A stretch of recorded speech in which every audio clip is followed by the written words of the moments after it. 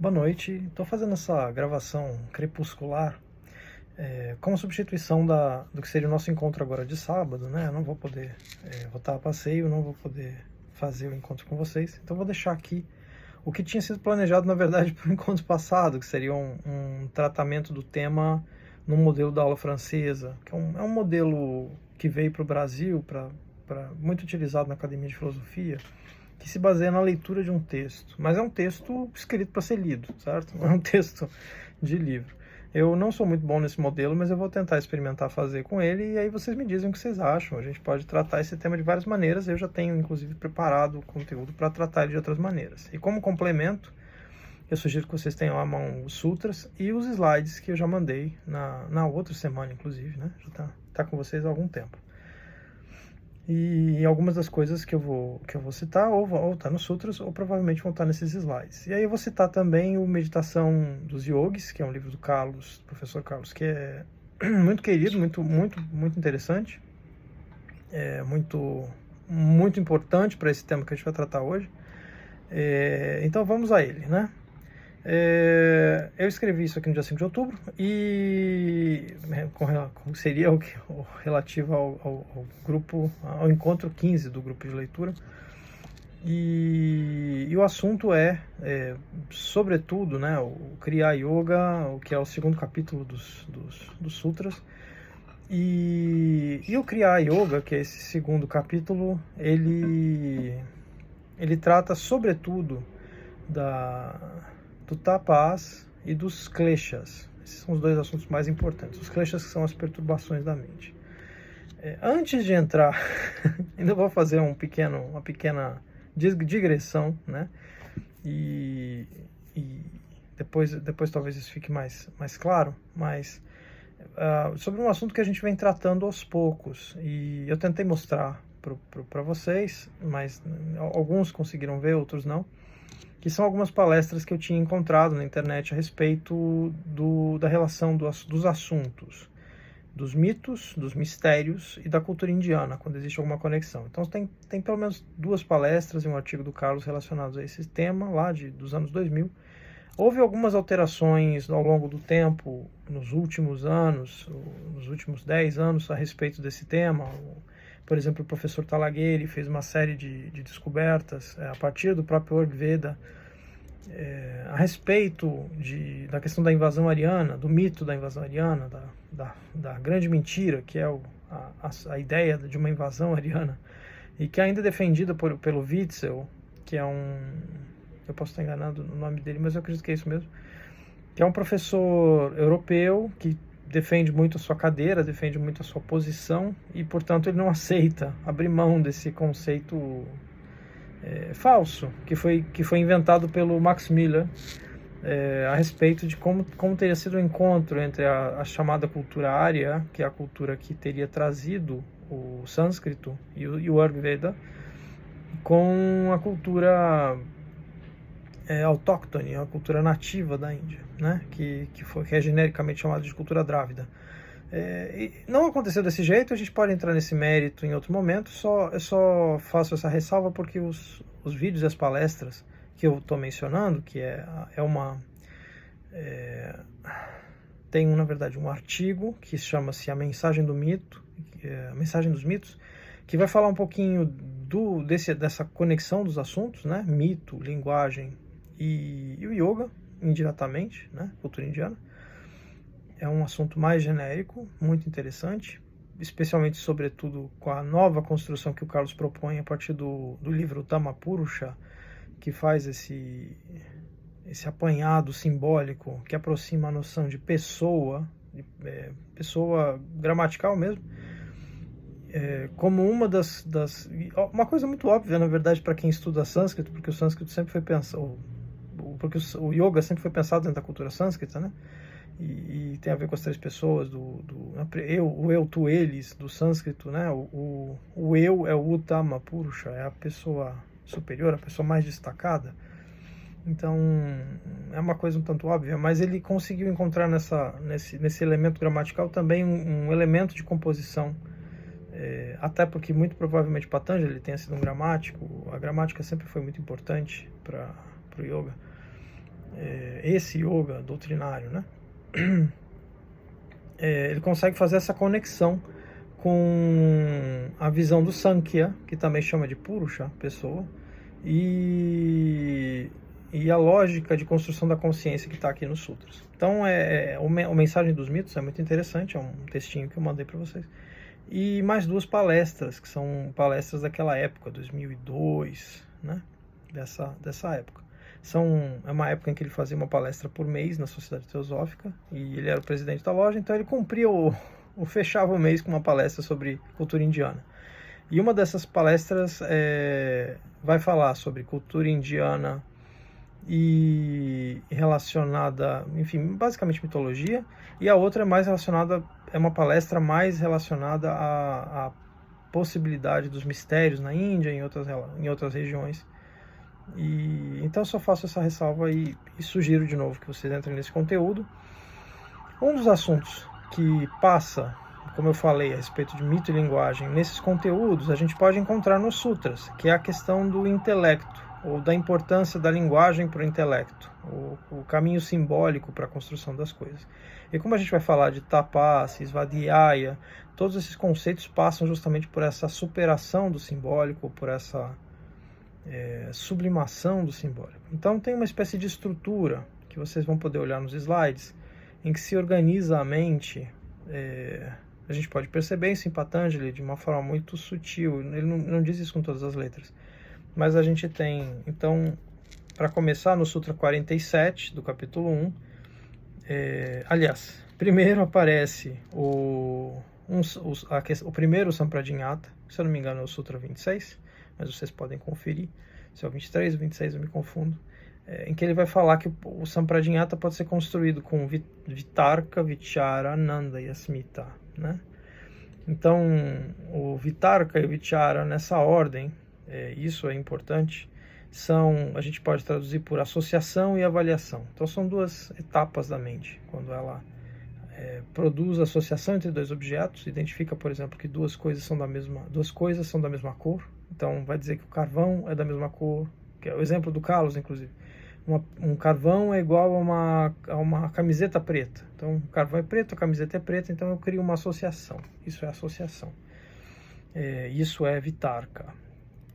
Num segundo nível, a gente tem a avaliação. Então, dizer por exemplo, que o carvão é bom e a camiseta é ruim. Isso é avaliação. A avaliação pode ser boa, pode ser ruim, de acordo com quais foram os elementos em que ela se baseou para ser feita. Então, é o que a gente traduz na filosofia ocidental por juízo. É o termo comum usado na filosofia medieval. Então, Vitarka e Vichara, associação e avaliação, que são processos básicos da mente. Então, a mente que pensa, basicamente, mas se utiliza também de Ananda, que é a capacidade de se sentir, ou a possibilidade de se sentir perfeitamente alinhado ao seu momento presente, se sentir integrado ao momento presente, e Asmita, que é perceber qual é a sua própria individualidade. Então, esses 4, Vitarka, Vichara, Ananda e Asmita combinados, formam o primeiro Sampradinhata, que é um sinalizador do Samadhi.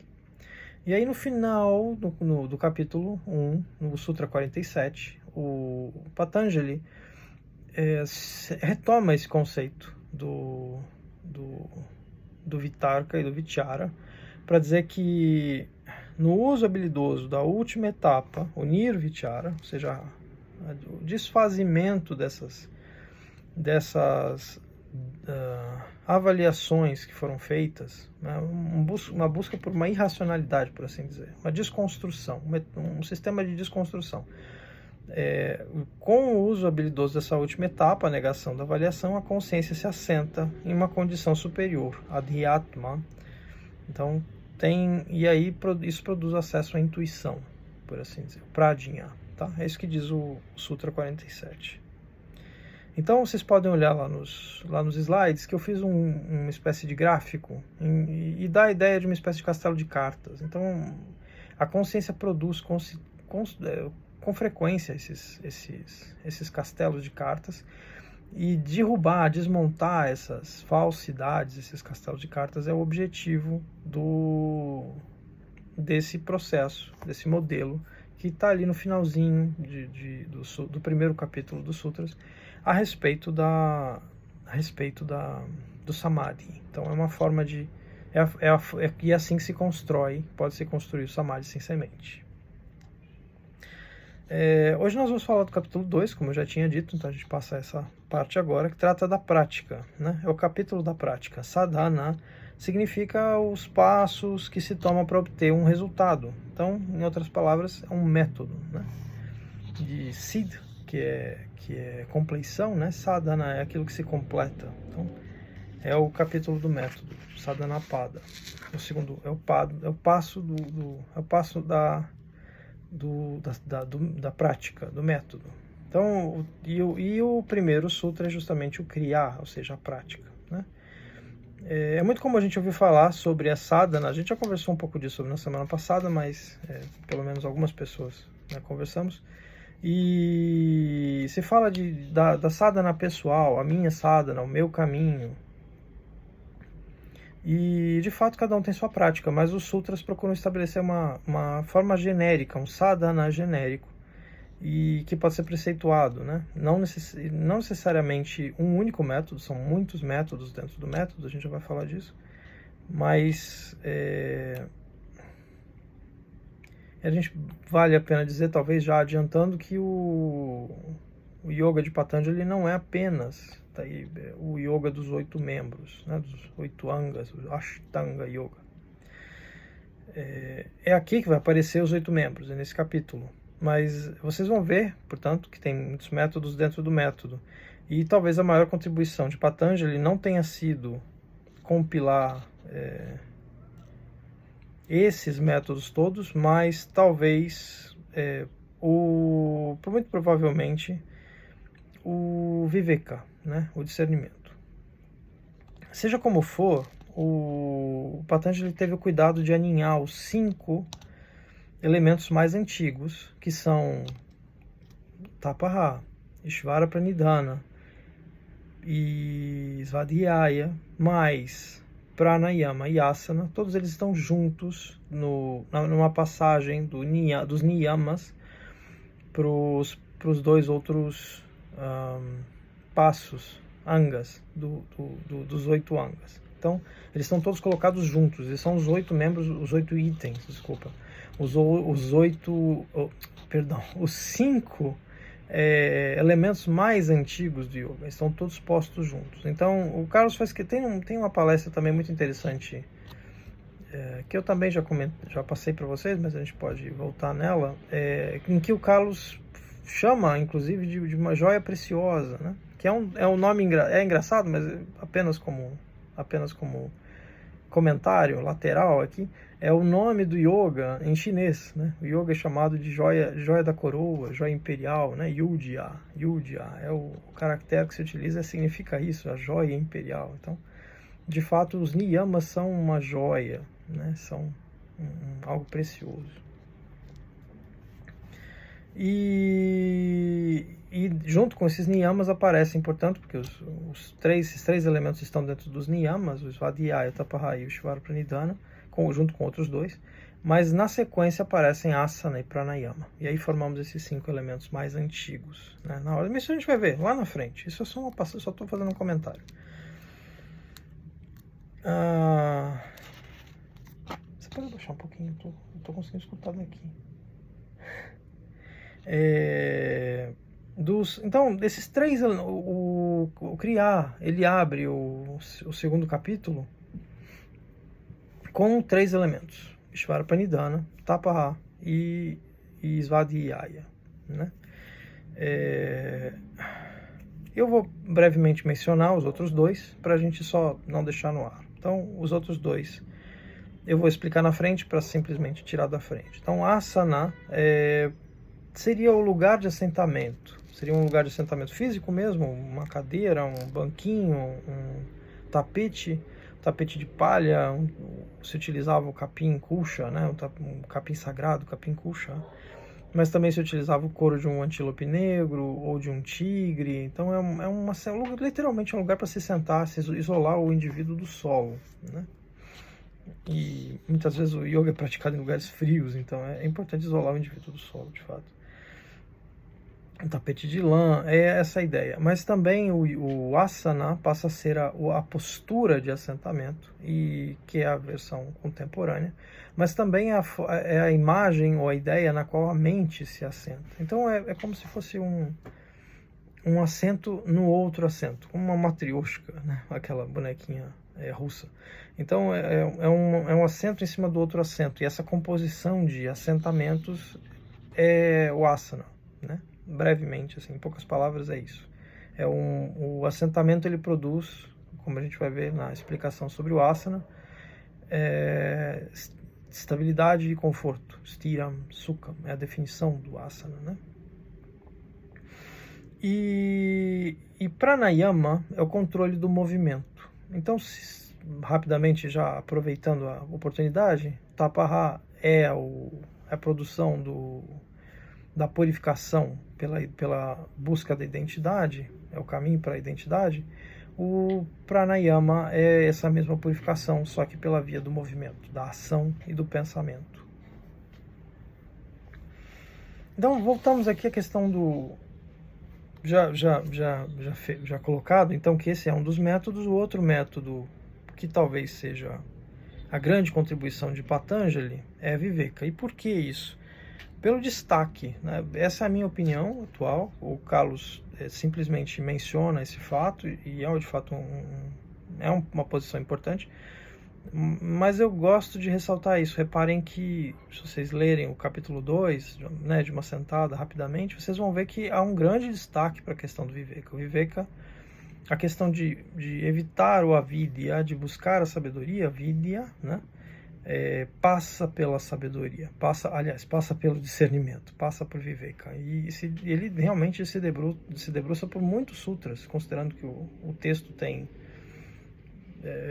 196 versos, então é quase 10% da obra a respeito de Viveka. É realmente uma contribuição importante.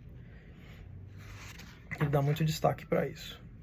E a explicação é que o Viveka permite minimizar as perturbações, certo? Que é um dos objetivos. Esse é o segundo sutra do capítulo 2, que vai dizer que o criar, né, o capítulo da prática, o ajustamento da prática, né, criar yoga não é outro tipo de yoga. Criar yoga é melhor traduzível, porque yoga significa justamente significa ajustamento, adequação, uso.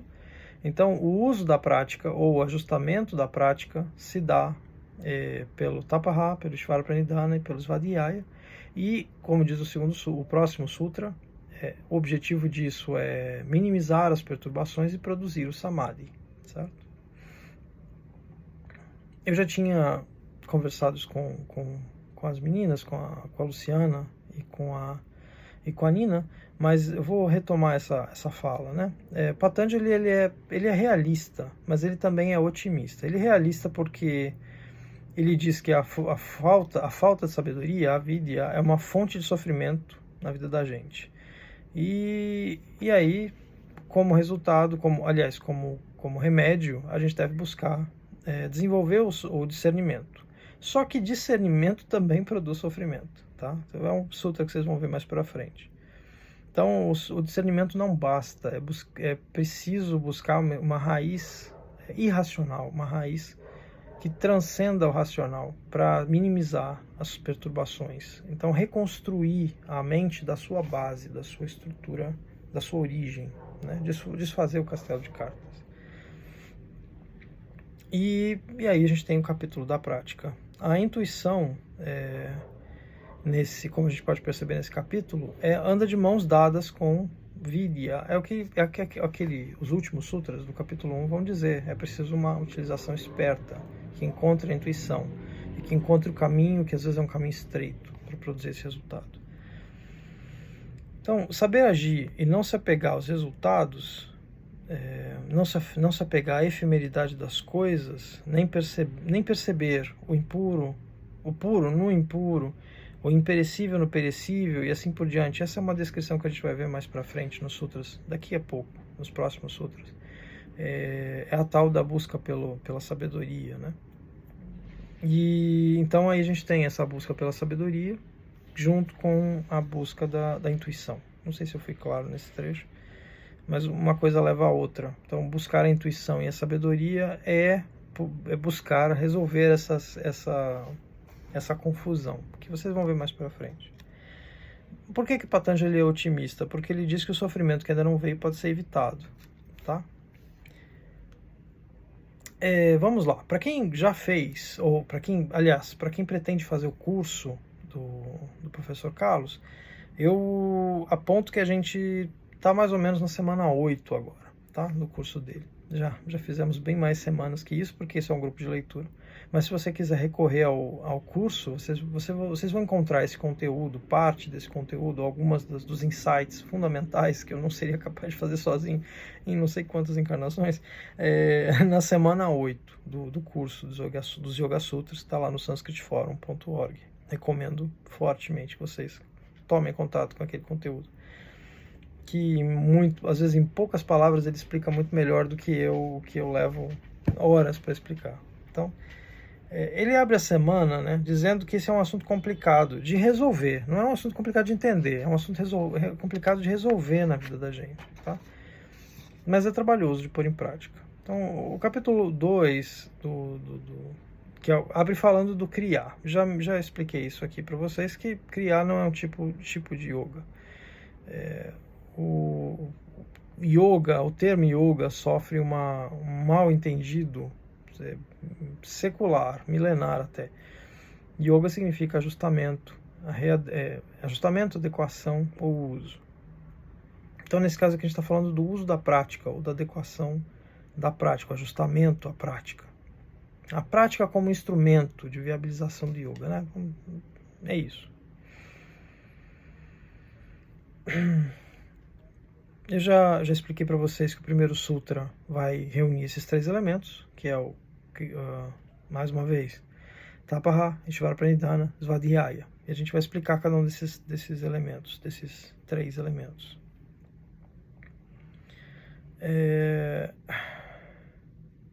Então, o ponto fundamental aqui, talvez, seja voltar ali no Sutra 5 do capítulo 1, em que Patanjali diz que a mente pode estar constantemente perturbada e que a nossa busca é de que a mente fique não perturbada, tá? Então, quantas vezes a gente age mal porque a mente está perturbada? E esse é o motivo, talvez, essa é a origem dessa preocupação para a gente tomar uma atitude e agir, né? Buscar a prática. Então a gente age, às vezes a gente perde a cabeça, a gente fala bobagem. Então parte para agressão, age com ciúme, com inveja, arrogância, menosprezo, age com baixeza e assim, a gente não sabe com quem a gente está lidando. Então, a gente age mal às vezes com as outras pessoas porque nós estamos perturbados. Em geral as situações são assim, e a prática do yoga te permite ter essa visão. Parar para pensar se o comportamento de outra pessoa está partindo de uma mente perturbada. A mente daquela pessoa naquele momento pode estar perturbada. Às vezes aquela é uma ótima pessoa, mas naquele momento ela não está bem. Então isso ajuda a gente a viver melhor. Entender isso ajuda a gente a viver melhor. Só essa compreensão, esse discernimento de que as pessoas nem sempre estão agindo no seu melhor, não é o que elas são de verdade, já é um grande avanço do ponto de vista do yoga. E do nosso lado nós fazemos a mesma coisa, nós criamos mecanismos defensivos, a mente produz esses mecanismos defensivos que nos fazem agir como uma espécie de Estado-nação que se põe em guerra ao menor sinal de ameaça. A gente se coloca na defensiva. E é isso que produz essa violência que a gente vê nos dias de hoje. Então a gente parte para a violência, a gente age como se estivesse numa situação limite e age mal, né? E perde a cabeça, às vezes com outra pessoa. Então, só deixando bem claro aqui, o Sutra 5 do primeiro capítulo diz Vartaya, Panchataya, Klishta, Klishta, né? Ou seja, as Vartis, né, são 5, tanto na condição perturbada quanto na não perturbada, né? Isso vocês podem ver também no slide. O Sutra 2, do capítulo 2, como eu já disse para vocês, diz que o ajustamento da ação tem por objetivo produzir o Samadhi e minimizar as perturbações. Então a gente já linka com o assunto anterior, certo? Com o que a gente vinha conversando no capítulo 1. Né? O Samadhi, que é a nossa estruturação, que deve se tornar um hábito, uma prática cotidiana, automática, um samskara, né? E é o samskara que destrói os outros samskaras, ele silencia os outros samskaras, dissolve os outros samskaras. O Samadhi, ele alinha os nossos 3 eus, a partir do nosso eu mais sutil. Né? O eu do corpo, ele é sempre passivo, né? Estou mencionando aqui, aludindo a Mandukya Upanishad, né? O corpo é passivo, o coração sempre está certo, sempre segue, ele é a intuição, ele segue a perfeita percepção das coisas. E a mente, no meio do caminho, é quem pode se desviar, quem tem a chance, a oportunidade de seguir ou não os conselhos do coração, os conselhos sábios do coração. Então, como a gente sabe que está em Samadhi, né? A forma mais simples, para mim, é reconhecer se eu percebo dissensões na minha estrutura, tá? Isso indica, pelo menos, que eu estou ou não em conflito, se eu consigo tomar decisões claras, se eu consigo perceber as coisas com clareza, se eu consigo decidir com clareza, ou se eu fico indeciso, se eu não consigo decidir, ou não consigo saber o que eu quero. Né? Então, esse tipo de dissensão indica claramente que a gente não está em Samadhi, que a gente está perdido, está atrapalhado. Né?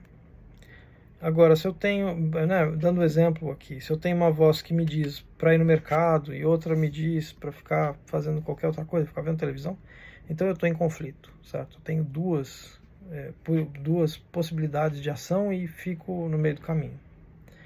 A Katha Upanishad, ela vai dizer que há o preferível e o desejável. Então, o desejável é tudo que parte do desejo, é o caminho mais fácil, e preferível é aquilo que eu preciso fazer. Então, tirar o peso da mente das coisas que a mente sente, que precisa fazer. Hoje em dia isso já é estudado de forma mais sistemática. Existem estudos sobre isso na ciência que evidenciam de fato que a gente fica com uma espécie de... A expressão que se utiliza é de estresse residual. Se você não completa uma tarefa, ou até você saber que a tarefa existe, já te produz um certo nível de estresse. Então, é um péssimo hábito, por exemplo, abrir o e-mail de manhã, antes de fazer as tarefas, porque aquilo já te cria uma sensação de que você está deixando de cumprir algumas coisas. Tá? Então, isso é um estresse residual. E aí, então, portanto, voltando ao assunto, né, já fiz apenas um parênteses, a Katha Upanishad vai falar que é o desejável e preferível. Né? E a Katha vai dizer que o caminho do preferível, às vezes, é muito estreito. Né? Seja como for, fazer o preferível é aquilo que me conduz à realização, é aquilo que me traz para a felicidade, ananda, né? Para uma vida verdadeira, autêntica, satyam, né? E que me conduz em última instância a mim mesmo. E aí a gente chega no conceito de Svadhyaya. Svadhyaya é justamente isso, é ir em direção a si mesmo. É uma outra forma... É curioso que os termos se aproximam, né? Mas Samadhi se aproxima muito dessa mesma noção. Só a diferença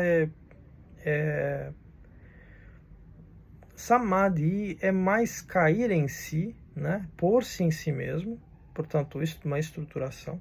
Enquanto Svadhyaya significa ir em direção a si mesmo por meio do Dhi, ou seja, por meio da fixação da ideia, do pensamento. Então é ter-se em conta, considerar-se nas coisas, considerar a sua própria individualidade, a sua própria existência. Então os termos são parecidos, mas eles significam coisas diferentes. Né? Até se a gente desconstrói a palavra, a gente percebe essas...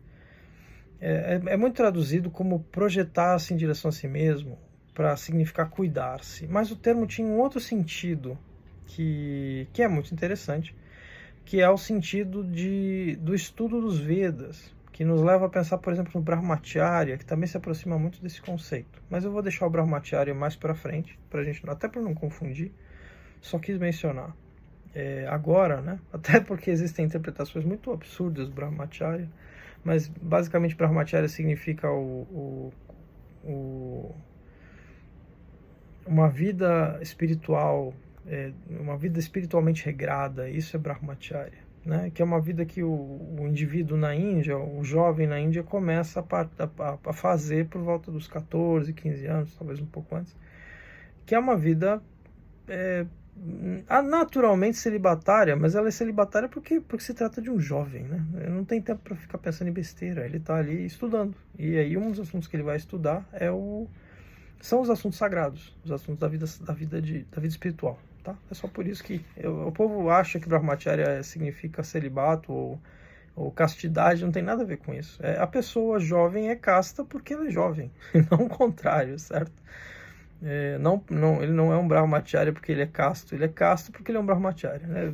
É isso, no fim das contas é isso. Ele é um jovem que está buscando primeiro uma vida espiritual e vai ter uma vida de garrasta, uma vida doméstica quando ele for mais velho. E aí sim ele vai ter esposa, etc. Né? Essa é a lógica do pensamento, inclusive das leis de Manu e tal. É possível considerar isso um raciocínio tradicional, mas a gente está falando de uma cultura tradicional, né? Então não há que se esperar outra coisa. Mas não tem nada a ver com castidade, tá? Agora, qual a diferença, portanto, entre Svadhyaya e Brahmacharya? O Dhi, ali no meio, indica literalmente um pensamento fixado em alguma coisa. E o Adhyaya, comumente traduzido, eu acho que não tem nenhum problema nesse sentido, como uma prática contínua em torno de algum tipo de prática que tem a ver com a nossa própria espiritualidade. Então, como é que o indiano encara isso normalmente? O indiano associa a vida espiritual ao mantra. Isso é muito forte, sobretudo no Ayurveda, isso é muito presente. Então é muito comum que se associe a prática, já era comum do passado védico, que se construa uma lógica de que o Svadhyaya se produz ou se obtém a partir da recitação do mantra, da recitação de algum mantra. Pode ser um mantra que o guru deu para o discípulo, né? O Shishta deu para os Shishyas, ou pode ser um pedaço do Ayurveda. Agora, a repetição vazia, sem sentido, não serve para nada. A pessoa tem que saber o que está lendo. E esse é o processo, esse é o nome que os antigos davam para esse processo, em que a pessoa repetia e começava a entender o que estava dizendo. Às vezes o sânscrito não é mais uma língua franca, era por algum tempo uma língua textual do que uma língua doméstica, até porque é comum no subcontinente indiano que a pessoa saiba várias línguas de berço. Tem a língua da família, tem a língua do grupo, da aldeia, tem a língua da cidade. Então, várias línguas. É normal que um indiano, naquela época, já saiba 3, 4, 5 línguas. E uma delas é o sânscrito. E o acesso ao sânscrito ia produzindo esse acesso aos temas espirituais. Então, na repetição daqueles mantras, mantra pode ser um verso, pode ser alguns versos, do Ayurveda, por exemplo, depende da família que ele vai preferir ler esse ou aquele trecho, né? Ou do Samaveda, que já é cantado. Existe nessa busca desses textos sagrados, existe uma busca também por compreensão do que está no texto. E esse processo da manutenção, né? do Dhi, do pensamento constante em torno daqueles versos, vai criando uma compreensão no indivíduo a partir da leitura deles. Ele vai elevando a sua compreensão. E isso é Svadhyaya, no sentido antigo. Era elevar a sua compreensão em torno da insistência, da permanência em torno de alguns textos sagrados. Como a gente está fazendo aqui, lendo os sutras, insistindo nos sutras, tentando entender o que está escrito, às vezes, no próprio sânscrito, o que está escrito, o que o termo quer dizer, o que um sutra específico quer dizer. E isso é um processo do Svadhyaya. Então, repetir os sutras e recolocar os sutras um atrás do outro e ver quais são as suas conexões possíveis, isso é um processo de Svadhyaya no sentido antigo, tá? Mas dá para simplificar essa interpretação e dizer simplesmente que o Svadhyaya, ele é um cuidar de si mesmo, porque não adianta nada a pessoa fazer essas repetições se aquilo não se traduz num caminho para esse indivíduo, certo? A pessoa pode não ter conexão nenhuma com a cultura indiana e praticar o Svadhyaya, praticar o yoga. É possível é perfeitamente viável, considerando as fundações do yoga, né, levando em consideração as fundações do yoga, fundações filosóficas, praticar o yoga dentro de outra cultura. O yoga é perfeitamente compatível com o taoísmo, por exemplo, até com o budismo em certo nível. Então é perfeitamente viável. O budismo chinês, estou deixando bem claro aqui, tentando deixar claro que é possível sim, se você não abrir mão de certos elementos fundamentais, porque o yoga prega a liberação, jamais a escravidão do indivíduo a outro indivíduo, né? Jamais se permitir se deixar levar pela opressão do outro, né? Isso seria completamente descabido. Mas dentro da lógica de liberação que o yoga propõe, nada impede que o yoga seja praticado fora da sua cultura. Ele é uma tradição filosófica, que traz algum peso cultural, mas não é religioso, né? E, portanto, ele não é impositivo. A pessoa não precisa necessariamente aprender mantra nenhum, portanto, tá?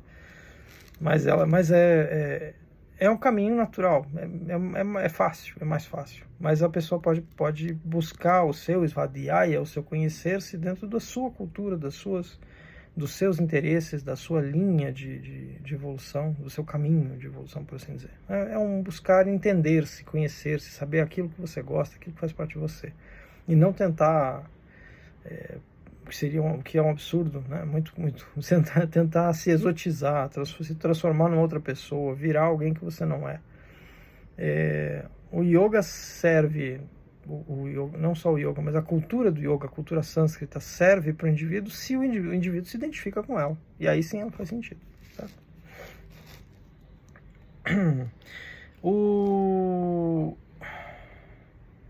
Já que a gente fez esse primeiro desmonte da frase, né, do que significa o tal do Kriya, Tapaha, Svadhyaya, Shvara Pranidhana, e eu agora já expliquei um pouquinho do Svadhyaya.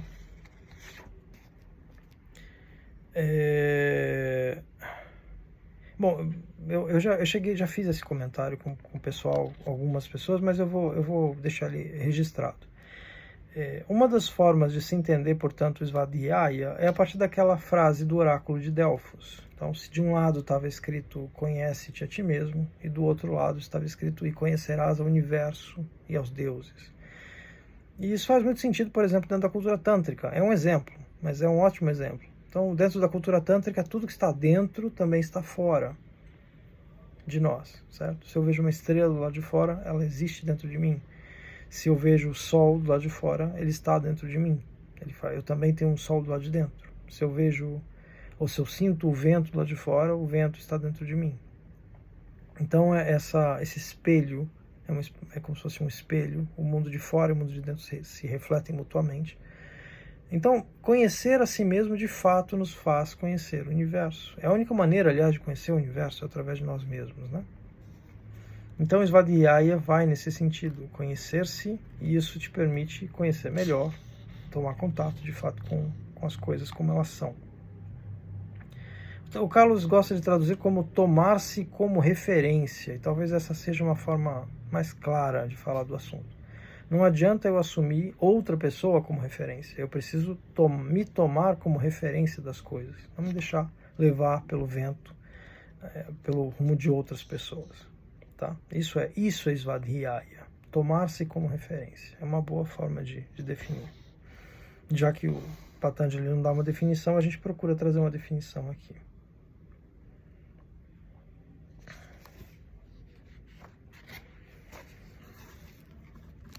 Eu cheguei a mencionar isso também, mas vamos lá.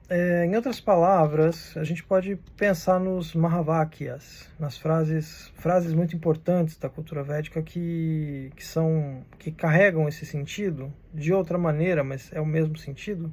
Uma delas é Brahma Aham Asmi, que depois que é a frase védica, e depois ela recebe a versão tântrica, que é o Shivoham, que aparece, por exemplo, no Shankaracharya, no Nirvana Shatkam, que é o texto que eu já passei para vocês, que eu peço que vocês leiam, vale muito a pena. Eu fiz uma tradução ali, pelo menos inicial, aproveitei algumas coisas do Carlos C.B. Gonçalves, que fez uma tentativa de tradução para o português, olhei outras traduções também, mais ou menos felizes, sobretudo para o inglês, mas pelo menos é uma tradução. Também voltei, obviamente, no original para tomar contato o máximo possível com os termos, mas como é um texto um tanto quanto já pensado dentro da escola do Tantra, ele tem muitos sentidos que às vezes você só consegue pegar no original, né? Eu estou trabalhando num texto há algum tempo sobre ele, que talvez ajude vocês, mas eu ainda não consegui fechar o texto. Então, todos os sentidos possíveis dentro do Shatkam, deem uma olhada lá, vocês vão ver que tem camadas de sentido. E olhando no sânscrito original, ainda mais é repleto de sentido. As palavras, a mesma palavra que serve por exemplo, para orelha, ela tem um sentido de smrti, aliás, de shruti, que é tradição.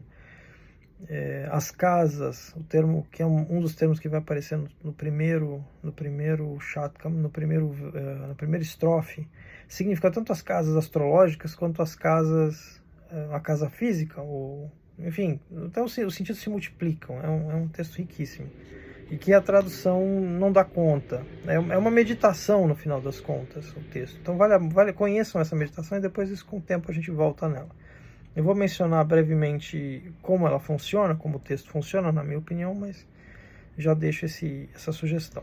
Então, a gente tem, portanto, essas frases, que são chamadas de Mahavakyam, são declarações fortes, e que o Frawley faz questão de dizer, o David Frawley, né, o professor David Frawley, faz questão de dizer que se essas frases são tão importantes, você poderia encontrar muitas outras, no Ayurveda, por exemplo, muitas outras. Elas não são exclusivas. Algumas delas são mais importantes, são mais celebradas, mas não são de modo algum as únicas frases que têm esse conteúdo adhyatmico, né? Que são frases sutis que falam de verdades sutis, né? O Brahma Aham Asmi significa justamente isso, que eu sou o universo inteiro, eu sou Brahma. Brahma Aham Asmi, eu sou Brahma, eu sou o universo inteiro. E a mesma coisa, Shiva Aham Asmi, né? Shiva Aham Asmi vira Shiva Aham Asmi. Então eu sou Shiva, que é o lado benigno do universo que está dentro de mim e que, portanto, conspira a meu favor o tempo todo, né? É o mesmo, Brahma e Shiva são a mesma figura. Então nós temos aqui a presença dos Mahavakyas para demonstrar essa mesma visão do Tantra a respeito do Svadhyaya. Eu gosto muito de uma versão do Nirvana Shatkam, estava falando dele, né, da Gabriela Brunel. Eu já postei para vocês, mas posso postar, enfim, se vocês não acharem, me peçam. É uma gravação muito boa dela. E também passei o Madalasa Suktam, que também gosto muito, e ela também tem uma gravação muito bonitinha do Madalasa Suktam. Bom, já tendo mais ou menos resolvido aqui o Svadhyaya, registrado, né, já vamos aos 40 e poucos minutos, vamos para o Tapaha. Tá? Tapaha é purificação. E a lógica aqui é que talvez esse seja o conceito esse é o conceito mais extenso de hoje, do que a gente vai conversar. E é fácil de se perder, de entender errado, né? O conceito é muito antigo, como eu já tinha dito, e ele não está limitado ou circunscrito ao território da Índia. O Eliade, por exemplo, ele vai tentar utilizar o que ele encontrou, os registros que ele encontrou sobre o Tapaha, para verificar a origem da Índia. Aliás, a origem do yoga, que seria, na opinião dele, fora da Índia. O Carlos apresenta apenas um problema para esse modelo do Mircea Eliade, que é um problema sério, que é o fato de que o Mircea Eliade ele vai buscar no Tantra, que é uma escola mais recente, a comparação para o que ele encontrou numa escola, na cultura xamânica da Europa Central. Então, é uma comparação fora de anacrônica, né? Não dá para comparar as duas coisas porque são de épocas diferentes. Então isso é um problema. A origem do yoga não é anterior a esse período da cultura tântrica. Então eu teria que encontrar os elementos das origens do yoga em algum lugar, seja que ele quer comparar com alguma coisa externa, mas que combinasse com esses elementos, né? E tem muito mais a ver, portanto, como eu estava dizendo, com o mantra, o que a gente tem, a informação que a gente tem do Ayurveda, ou com Samaveda, ou com Yajurveda, do que com o Tapaha. Tá? O Tapaha, de fato, muito provavelmente estava presente na forma do sacrifício. E aí essa é a opinião do David Frawley. Está muito mais presente no yajna, né, no sacrifício védico, no sacrifício do soma, no ritual do soma, e outros sacrifícios, enfim, mas o pensamento védico é muito mais voltado ao sacrifício do que ao auto-sacrifício, por assim dizer. Tá? Mas de fato é um conceito importante e é muito claro que ele não é limitado ao pensamento indiano, tá? Ele explode pelo planeta. Mas focando aqui um pouquinho no pensamento védico, tudo é sacrifício, tá? E o sacrifício é chamado de karma, tá? O yajna é o ritual da prática, prática espiritual, a prática rotineira. E o karma é quando você procura obter um resultado, portanto, o conceito direto de sacrifício. É uma ação com uma finalidade ritual, então, uma ação ritual, por assim dizer. Então, se eu quero ter uma boa colheita, eu vou lá e faço um ritual e espero com isso apaziguar ou propiciar uma divindade que vai me ajudar a ter uma boa colheita. Isso é um karma. As nossas ações, quando elas visam um objetivo, um resultado, elas são karma. Então tem uma finalidade determinada. Eu me deixo levar pelos resultados. A minha preocupação está presa a um resultado. Esse é o conceito correto de karma, né? Não o que a gente aprende por aí, né? É uma influência do pensamento do século XIX no Ocidente, que entendeu o karma como ação e reação. A palavra ação é mais criar do que karma, tá? Então esse não é o conceito de karma, tá? O conceito de karma não é o conceito das reencarnações, por assim dizer. Ainda que esse conceito exista, a ideia de que você traz de uma vida para outra produz consequências, suas ações produzem consequências, mas esse não é o conceito de karma. Tá? O conceito de karma é aquilo que você faz visando resultado. É isso que significa karma.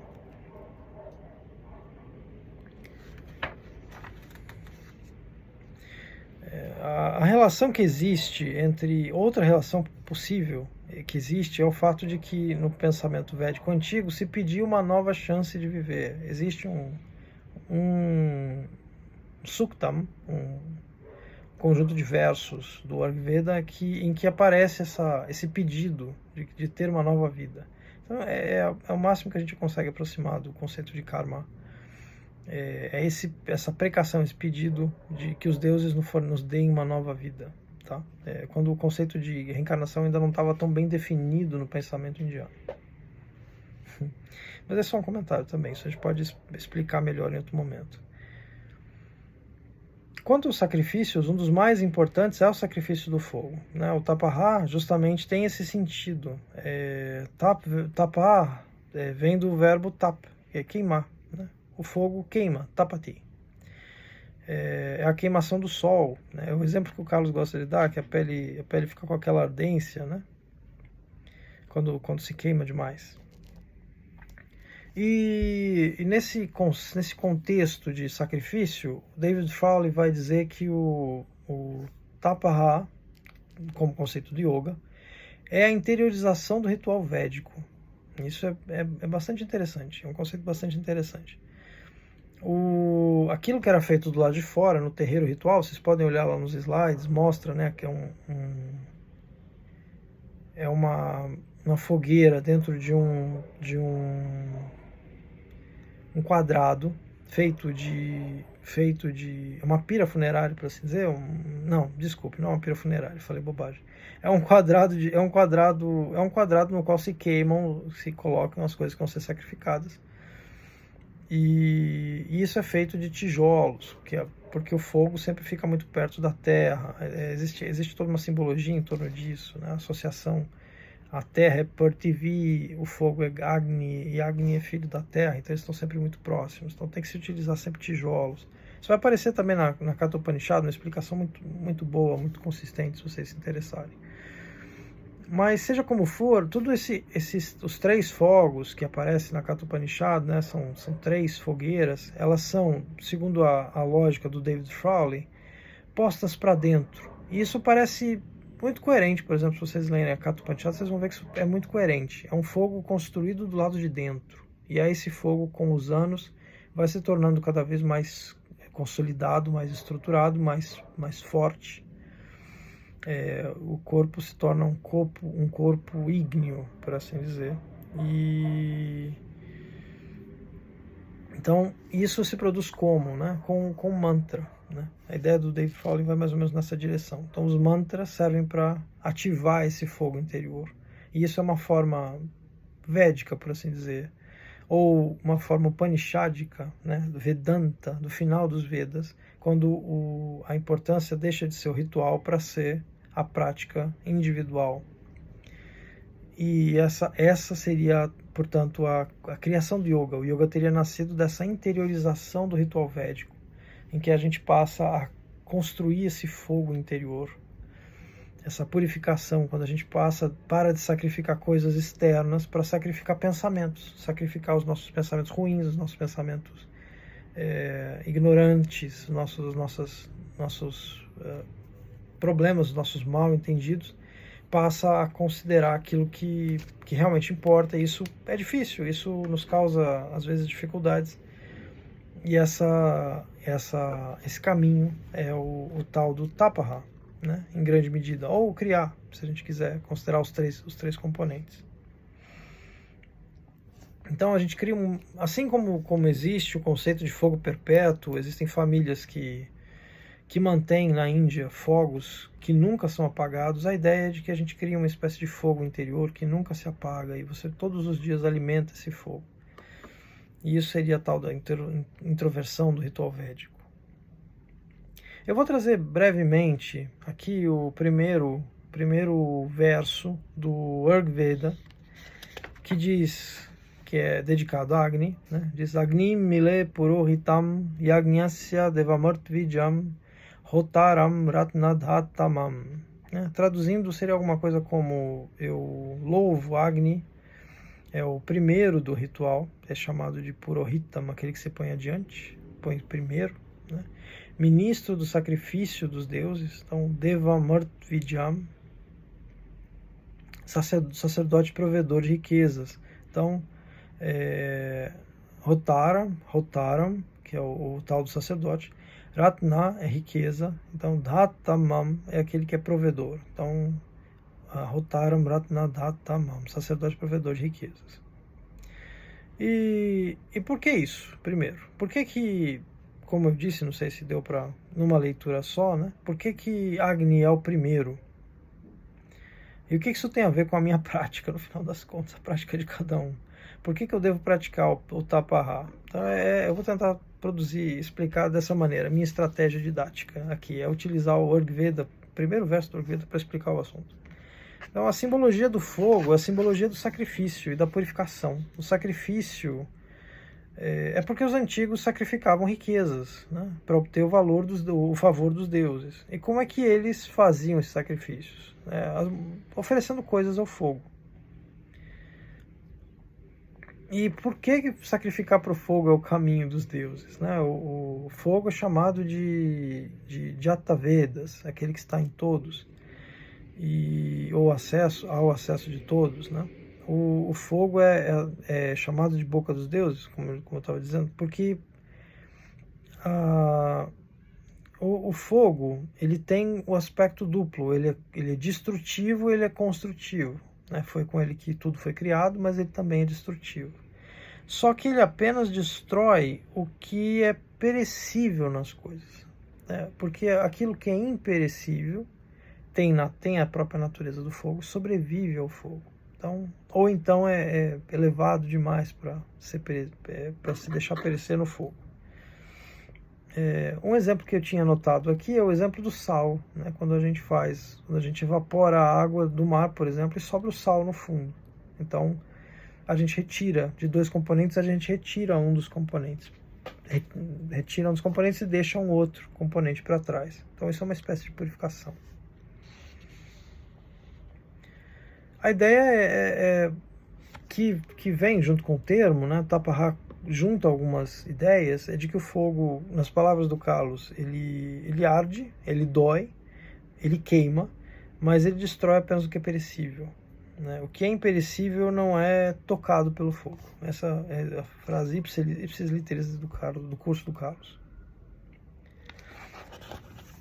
Então, eu tinha dado o exemplo também do investimento na conversa do sábado passado, em que a roupa as pessoas queimavam a roupa e o ouro que tinha sido costurado naquela roupa sobrava, né, e daí nasceu a palavra investimento, literalmente se vestia uma riqueza, né? Portanto, o Tapahá está associado fortemente a uma ideia de purificação. E uma boa parte do pensamento védico associa o fogo dá muita importância para o fogo, tá? Como a gente pode imaginar, como uma civilização, né? Como boa parte da humanidade, existe uma grande importância para o fogo. E o fogo, ele não significa apenas o fogo doméstico, como a gente costuma chamar, mas ele é a luz dos olhos, ele é o fogo digestivo, ele é o fogo da razão, o ar que aquece os pulmões, o próprio sangue é uma espécie de fogo líquido, que sempre correndo nas nossas veias. Então, tudo isso é o fogo para o pensamento védico, né? Um pensamento adhyatmico, como a gente estava dizendo, pensamento elevado a respeito desses elementos. E isso não é uma interpretação simplesmente, isso é bem evidente nos Vedas, que tinham uma tendência a ser mais simbólicos do que diretos na sua explicação. Hoje em dia a gente sabe que as mitocôndrias queimam ATP, então de certa maneira o sacrifício do Sol, o próprio Sol se sacrifica o tempo todo que ele está se autoconsumindo a si mesmo, lá no céu, né, lá no firmamento, no espaço, produz energia, libera energia, e essa energia chega para a gente, e a gente consome essa energia, e no final das contas o nosso próprio corpo sacrifica essa energia que a gente absorve para nos manter vivos. Então nós também somos os sacrifícios ambulantes. A nossa energia está o tempo todo sendo consumida. Tudo um grande consumo nesse sentido. Tudo do mundo. O mundo material é um grande sacrifício. Então é bem a lógica da intuição védica, né? É bem interessante. A intuição védica é um pouco mais direta, né? A respeito do corpo, por exemplo, posso dizer que o meu organismo ele purifica o que eu coloco para dentro de mim. Eu como alguma coisa e aquilo vira parte de mim. E o que não vira parte de mim, eu excluo, né? Eu ponho para fora, certo? E aquilo que tem uma essência semelhante permanece, se transforma em mim, né? Isso é uma espécie de alquimia. Os dois órgãos, inclusive, são colocados entre os 10 órgãos, os 5 órgãos de ação, né? A gente tem 5 órgãos de ação e 5 órgãos de percepção. Não vou entrar nesse detalhe agora, mas a boca e o ânus são 2 órgãos de ação, tá? Dos 5 karmendriyani, um deles é a boca e o outro é o ânus. O ânus é o órgão da purificação, tá? Mas a própria garganta é chamada de Vishuddha, né? Aquela que produz purificação. Não vou entrar no mérito agora, mas tem o mito do Shiva Nilakanta, que bebe um veneno e segura o veneno na garganta. Então a gente tem uma longa simbologia em torno da purificação com a garganta. que é o caminho por onde eu purifico a comida, certo? A relação é essa. Da mesma maneira que eu purifico a comida e ela vira parte de mim, eu devo purificar os meus pensamentos, as minhas memórias, os meus relacionamentos, as coisas com as quais eu convivo, meus objetos, os objetos que estão à minha volta, o lugar onde eu vivo, tudo isso passa por um processo de purificação, uma escolha daquilo que realmente deve fazer parte da minha vida ou não. Tudo isso já deu origem a muitos abusos. O Carlos faz questão de falar nisso também. O caso das bruxas de Salem, o caso de Joana d'Arc e assim por diante, né? Não vou me estender agora sobre os grandes absurdos que esse tipo de raciocínio a respeito da purificação pelo fogo produziram, mas isso é fato. Então a gente precisa entender o conceito de purificação direitinho. O yoga preconiza que o indivíduo seja cada vez mais ele mesmo. Então ele deve tirar de si tudo aquilo que não tem a ver com ele. Ele deve remover essas coisas para que ele identifique aquilo que de fato tem a ver com a sua natureza, o seu svarupa, o seu verdadeiro valor, a sua verdadeira forma. Então vou utilizar aqui para falar disso, sobre o tal do Taparas, a meditação dos yogis, que é um capítulo 14 em particular, fala de forma muito, muito eloquente a respeito do Taparas. E esse livrinho do Carlos é uma delícia, eu gosto muito desse livro, eu trabalho com ele sempre que eu posso, como meditação guiada, é um conteúdo que eu gosto muito. É sobre meditação. Mas falam, obviamente, dentro do processo da meditação, a gente pratica o Tapaha, certo? É uma das práticas, não só na meditação, mas é uma das formas de praticar o Tapahas. Esse livrinho vai falar sobre o modelo da seita dos Natas, que restaurou o yoga de Patanjali a partir do século XI. Nesse trechinho, o Carlos traz o Eliade, que eu já mencionei agora há pouco, que é um mitólogo importante, que escreveu o Yoga, Imortalidade e Liberdade, e ele lembra que o Eliade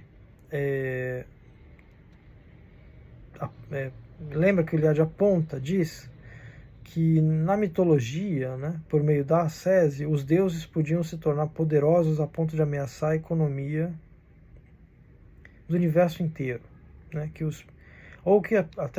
portanto, até os humanos poderiam conseguir isso, né? E o homem podia ter um corpo diamantino. Então, e essa ideia é importante, o diamante é uma ideia importante, é o Vajra, né? Mas eu acho que eu não vou mais tratar desse assunto nesse vídeo.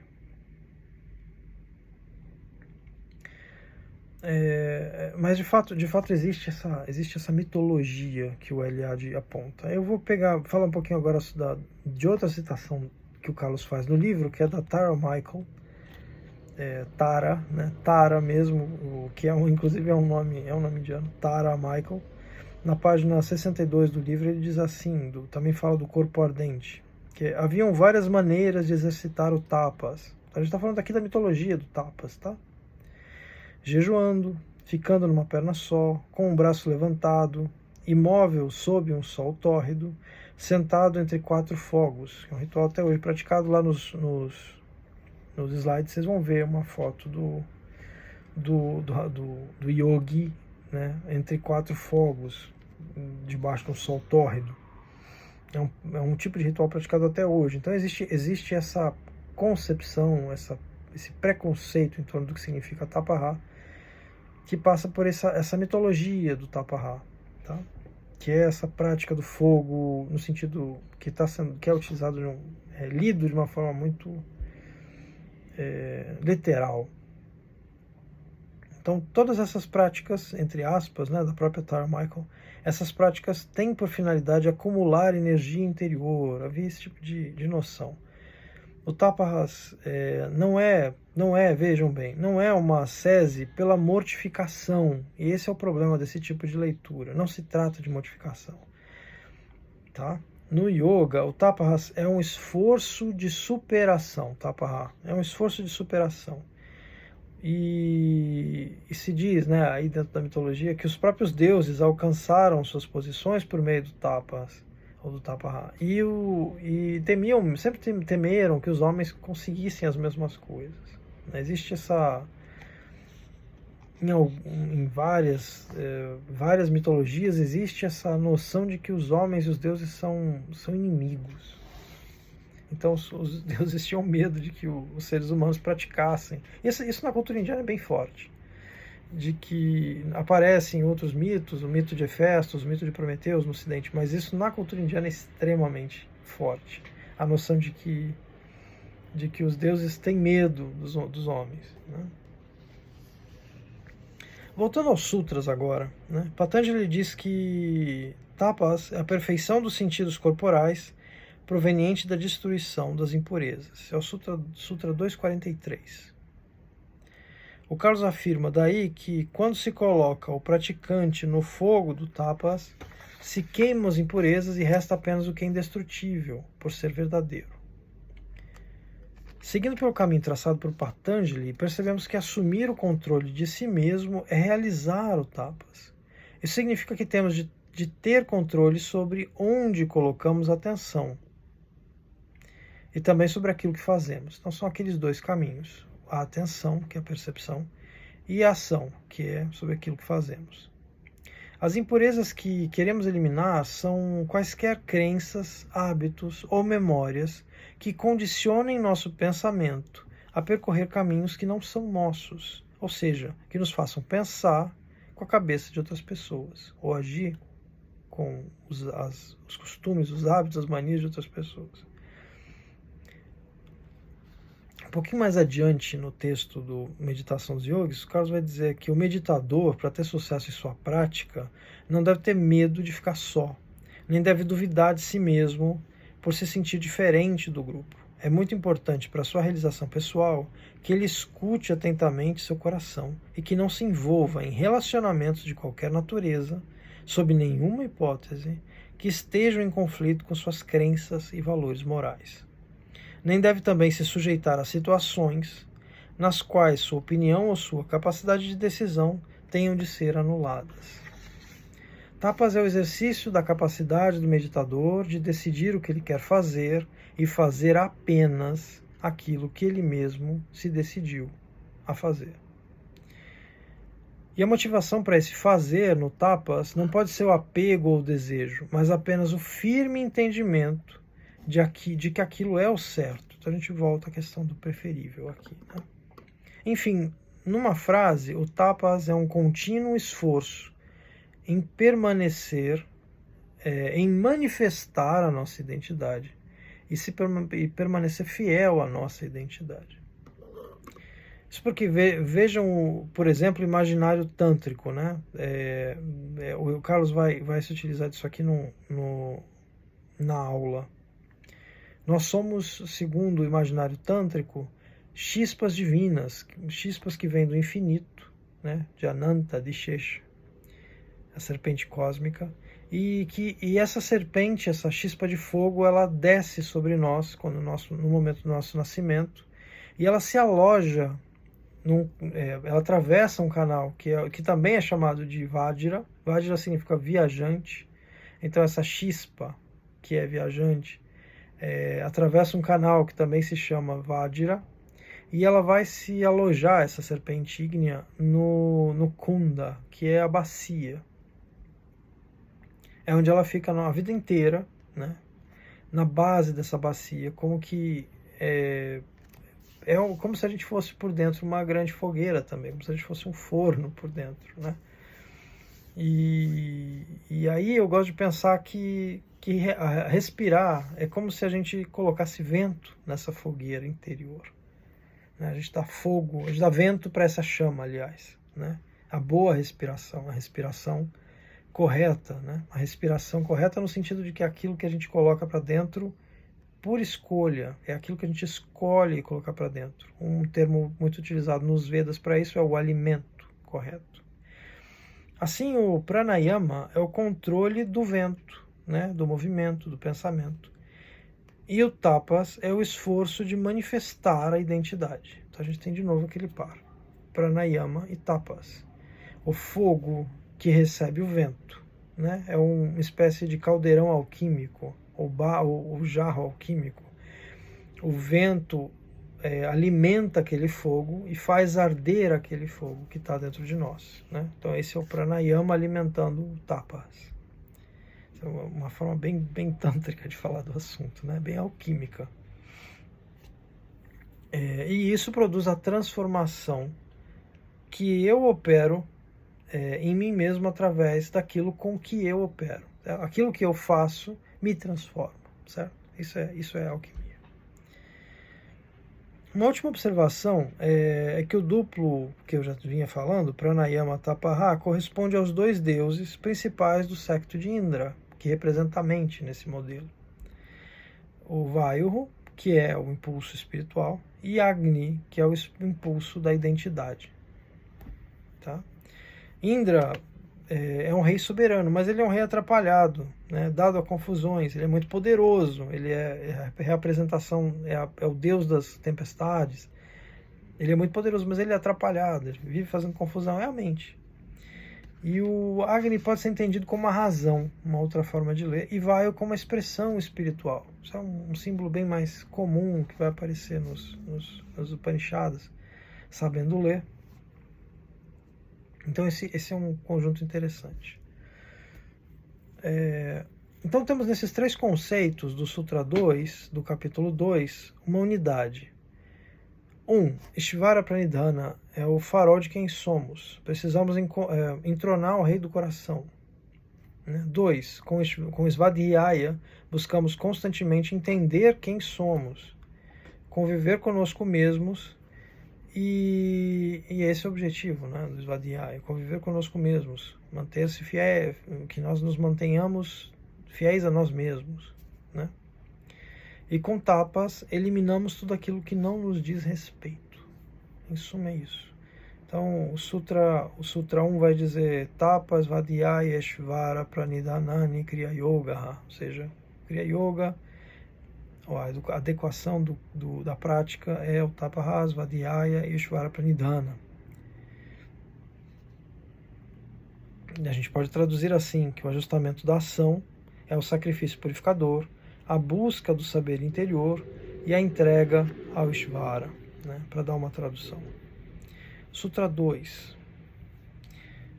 Eu vou pular as leituras em sânscrito, acho que é desnecessário, mas tem por finalidade produzir o Samadhi e minimizar as perturbações. Se vocês quiserem ver o sutra, ver o sutra por sutra, está tudo lá nos slides, e aí vocês podem olhar.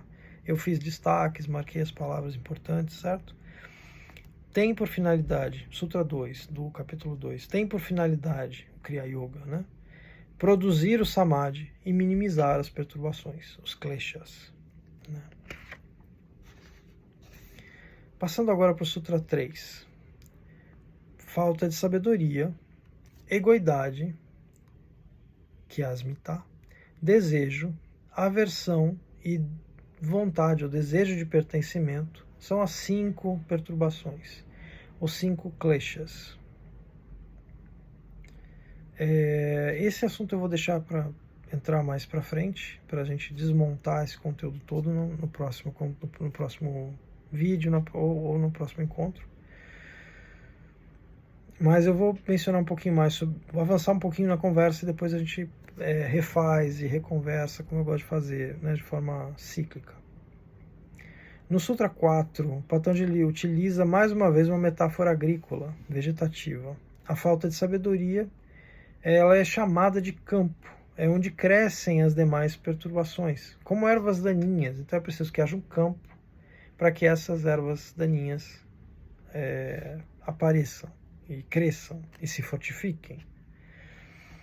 No Sutra 4 ele vai dizer que falta de sabedoria é o campo onde crescem as demais perturbações, quer estejam adormecidas, enfraquecidas, isoladas ou totalmente ativas. Vocês olhando os sutras, lendo a frase de novo, vocês vão ver que aparece aqui os termos para essas outras formas, além da própria vidya, das outras 4 formas. Elas podem estar, né, adormecidas, enfraquecidas, isoladas ou totalmente ativas. O termo aqui para isoladas é protegidas. Então, é possível que a gente produza, através de justificações, proteções para essas crenças errôneas, para essas compreensões errôneas. E a gente faz isso frequentemente, criando justificativas para os nossos defeitos, para os nossos pensamentos atrapalhados, para aquilo que nós permitimos que perturbe a nossa mente. Sendo que os 5 kleshas são a própria falta de sabedoria, a egoidade, o desejo, a aversão e o pertencimento, que nós vamos trabalhar com calma mais para frente. Um ponto importante, talvez aqui, antes da gente entrar nos kleshas, que não vou querer fazer agora, é que as perturbações podem se tornar fortes e começar a tomar conta da vida da gente, condicionando os nossos pensamentos, a nossa visão da realidade, determinando a visão da realidade. Uma perturbação isolada, como eu estava dizendo, quer dizer aqui que ela está protegida, murada, de maneira que é muito difícil sair desse condicionamento. Fazer uma pessoa entender uma coisa, às vezes óbvia, pode ser quase impossível, né, se ela estiver protegendo uma determinada noção. Então a gente também pode presumir que algumas ervas daninhas dessas se espalham pelo campo da nossa mente e nos imobilizam, tiram a nossa liberdade de ação e de percepção, de perceber as coisas como elas realmente são. E aí a gente chega na definição de falta de sabedoria, né? É o Sutra 5. Falta de sabedoria é a percepção da eternidade, pureza, bem-estar e individualidade naquilo que é perecível, impuro, desagradável e não individual. Então, reorganizando, né? Percepção da eternidade, a ver uma coisa como eterna, que não é eterna. Então é ver o imperecível no que é perecível, certo? Ver o desagradável numa coisa, ver o agradável numa coisa desagradável. Então o exemplo que o Carlos gosta de dar é do escargot, que é uma coisa que ele mesmo fala que é nojenta, que é estranha e tal, e que as pessoas comem e num restaurante caro e tal. E outras tantas coisas que a gente pode imaginar. Ele usa outros exemplos interessantes, mas a gente de fato faz talvez o elemento mais forte, o símbolo para mim, o que é mais antológico, o que é mais forte, premente, é o caso do sadismo. É quando a gente sente prazer na dor dos outros. Você atrapalha a vida de outra pessoa, você machuca outra pessoa, você prejudica a vida de outra pessoa e sente prazer com isso.